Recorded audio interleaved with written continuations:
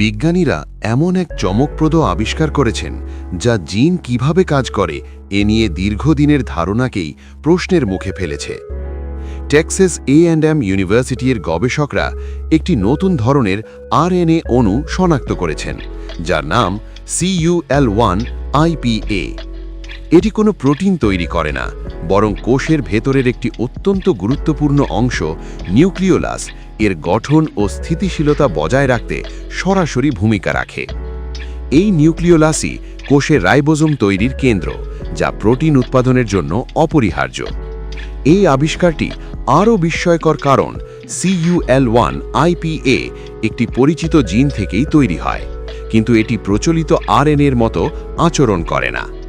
গবেষণায় দেখা গেছে, যখন এই আরএনএকে কোষ থেকে সরিয়ে ফেলা হয়, তখন নিউক্লিওলাস ভেঙে পড়ে এবং কোষে তীব্র চাপ সৃষ্টি হয়। অর্থাৎ এতদিন যেসব জিনকে শুধু প্রোটিন তৈরির জন্য দায়ী মনে করা হতো, সেগুলো আসলে আরও জটিল ও বহুমাত্রিক ভূমিকা পালন করতে পারে, এ ধারণা এখন জোরালো হচ্ছে। সবচেয়ে গুরুত্বপূর্ণ বিষয় হল, এই আরএনএর সঙ্গে ক্যান্সারের একটি গভীর সম্পর্ক পাওয়া গেছে।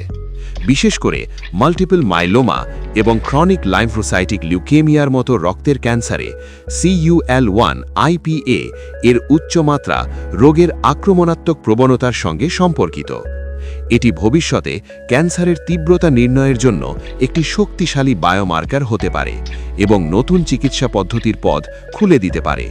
ফলে এই আবিষ্কার শুধু জিনতত্ত্ব নয়, বরং ক্যান্সার গবেষণার দিক থেকেও এক যুগান্তকারী অগ্রগতি হিসেবে বিবেচিত হচ্ছে।